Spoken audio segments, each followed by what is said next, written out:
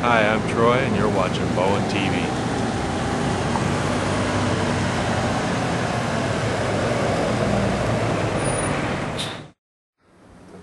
Hi, I'm Fitch Cady. Last month, I went to the Bowen Island Film Society screening of Raised to Be Heroes by Bowen Island filmmaker Jack Silberman. Jack went with Bowen Island cameraman Rudy Kravanek to Israel to film Israeli soldiers who were refusing to fight in the occupied territories. It's a fantastic documentary and is going to be broadcast this coming Tuesday night on CBC News World's Passionate Eye at 10 p.m. on cable channel 26. I sat down with Jack to talk to him about his film. Raised to Be Heroes is a one-hour documentary about refuseniks. These were soldiers, people who loved the army, who wanted to be in the army, who thought that Israel has very legitimate security needs, but who felt that what Israel was doing in the occupied territories was not only bad for them as soldiers, was immoral, but that it was harmful to Israeli security. So whenever they received an order to serve in the occupied territories, they refused to obey that order and usually served in jail instead. Raised to Be Heroes was produced by the National Film Board, and when I first met them and they decided to go step by step forward into the film, they sent me on a research trip to Israel. And I went for 3 weeks. I met refuseniks. I met some of their families. I made contacts. I traveled with people. I investigated the situation, and it was a real eye-opener for me. And as a result of that first 3 weeks I spent there, I was able to develop a treatment, a concept for telling the story. I decided that I wanted as much as possible to allow the refuseniks themselves to tell their own stories in their own words. It allows you to see behind the scenes the kind of values that some of these refuseniks were brought up to respect, and the kinds of conflicts that their refusal brings to their families, the kinds of challenges that it brings to them as well as to the people who are refusing. Army service is something that everyone begins their adult life with. At 18-year-old kids, like here, kids go off to college, they go traveling, they do other things. That's not the case in Israel. You go off to the army for 3 years if you're a male and 2 years if you're a female, and then men continue to serve until age 45. They serve for 1 month a year.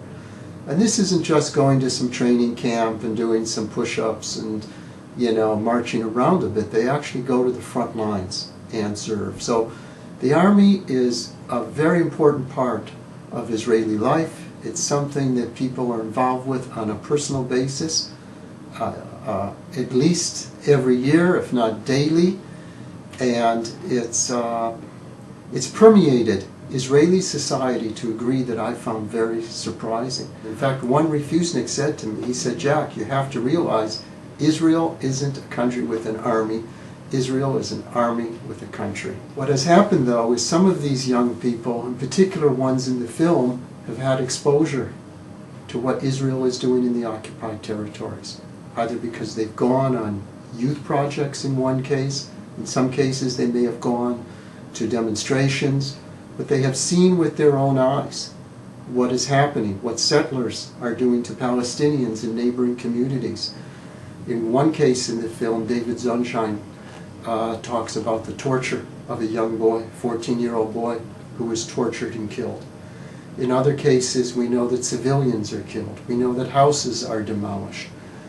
And they came to see that what they were being asked to do, orders that they were obeying and executing, in fact were immoral, in fact were oppressive, were harming innocent people, and in the long run were actually not serving Israeli security. Because they saw, and they told me this, they said what we are doing there, in fact, by oppressing people, by taking away their human rights, what we are doing is increasing the hatred of Israel. So people who may not be militant, people who may be peaceful people, because we're oppressing them, it turns them into militants. We're creating hatred for ourselves. There's already enough hatred of Jews. We don't want to increase it. And so they feel that the best thing they can do for themselves as human beings, the best thing they can do for the security of Israel, in fact, is to not execute these orders, to not serve in the occupied territories, and to go to jail instead. Sometimes people ask me whether I think the refuseniks have actually accomplished anything. And I think that's a good question, that's a fair question. And for what I can see, they actually have accomplished quite a bit. There's been about 1,700 refuseniks now. And people estimate the Israeli army has perhaps 300,000 to 400,000 people in it, the standing army and the reservists. And so it's a very, very small percentage. But from my point of view, I think they've had a tremendous impact on Israeli society. In terms of the young people who have refused to be drafted and served in the occupied territories, they've had a real impact on the thinking of other young people. Previous to their refusal, it was unheard of that a young person would refuse to go in the army. Some people told me, Jack, we never even asked ourselves the question. The concept didn't exist whether you would go or not. Of course you went. And so now, young people, when they're drafted, they see it at least as an option. They say, okay, I'm going to the army, I can be in the Air Force, I can be in this, I can serve there, I can be a commando, or I can refuse.